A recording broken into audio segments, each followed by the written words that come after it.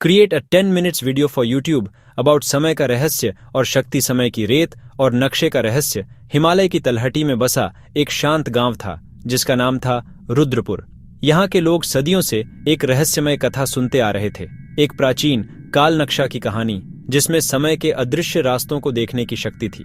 गांव में आर्यन नाम का एक युवा इतिहासकार रहता था। वह पढ़ाकू था, पर उसका मन हमेशा अनदेखे रहस्यों की ओर भटकता था।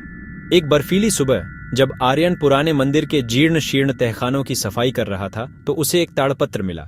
वह कोई साधारण पत्र नहीं था, उस पर ऐसी भाषा खुदी थी जिसे आर्यन ने पहले कभी नहीं देखा था। ये वही काल नक्शा का पहला टुकड़ा था जिसका जिक्र लोक कथाओं में था।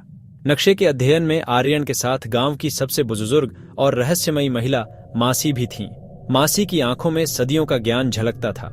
उन्होंने फुसफुसाकर बताया कि यह नक्शा अधूरा है और इसे पूरा करने के लिए 3 और टुकड़े खोजने होंगे जो 3 अलग अलग समय काल में छिपे हैं, बीते हुए कल, आज और आने वाले कल में। Settings: the language should be Hindi, make the background music, the rising tension, use a male Russian voice for speaker 4।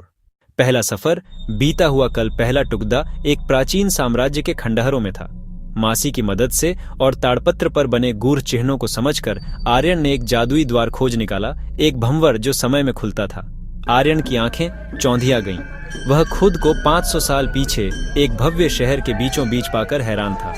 यह वह शहर था जिसके अवशेष अब सिर्फ पत्थरों के ढेर थे। शहर में उत्सव का माहौल था, पर एक अजीब सी उदासी भी छाई थी। आर्यन को पता चला कि अगले ही दिन एक जबरदस्त भूकंप आने वाला है जो पूरे साम्राज्य को नष्ट कर देगा। पहला टुकड़ा शहर के सबसे ऊंचे मीनार के शीर्ष पर छिपा था। जैसे ही आर्यन ने टुकड़ा हासिल किया, जमीन हिलने लगी। उसे तुरंत भंवर की ओर भागना पड़ा। आखिरी पल में वह भंवर से छलांग लगाकर वर्तमान में लौट आया।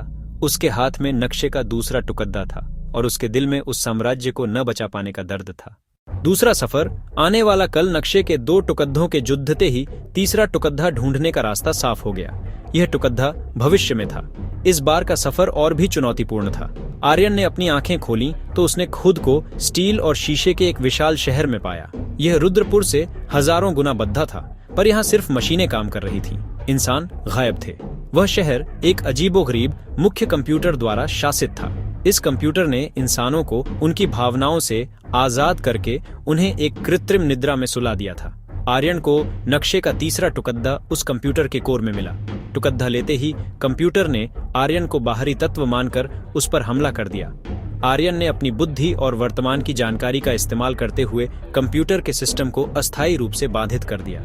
इसी अराजकता के बीच वह बद्धी मुश्किल से वापस वर्तमान में आया। अब नक्शे के 3 टुकड़े जुद्धा चुके थे। नक्शे का पूरा होना वापस आकर आर्यन ने मासी के सामने 3 टुकड़े रखे। जैसे ही अंतिम टुकड़ा जुद्धा, नक्शा एक तीव्र प्रकाश से चमक उठा। अब यह सिर्फ एक नक्शा नहीं था, बल्कि एक समय यंत्र बन गया था।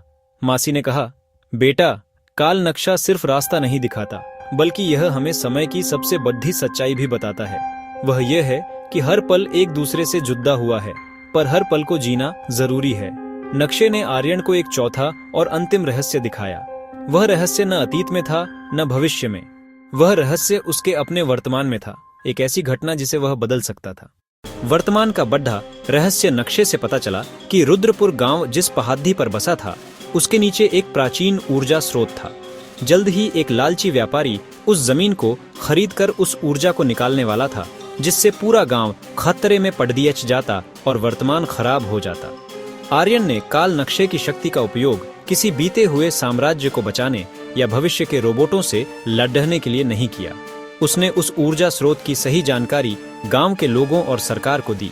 उसने व्यापारी के गलत इरादों को उजागर किया। गांव को बचाया गया और व्यापारी को कानूनी कार्रवाई का सामना करना पड़ा। आर्यन ने नक्शे को सुरक्षित रख दिया। उसे समझ आया कि असली सफर समय में नहीं, बल्कि अपने वर्तमान को सही ढंग से जीने में है।